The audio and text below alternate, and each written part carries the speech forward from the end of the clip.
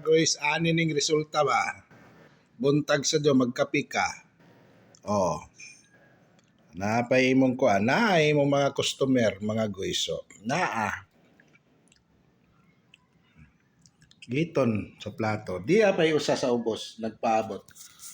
Ana na sila pangalambing mga guiso. Ana na sila pangalambing oh. Nagtupad na gyud. Magtupad na gyud sila mga guiso. Samtang nagkapita. Naa na sila.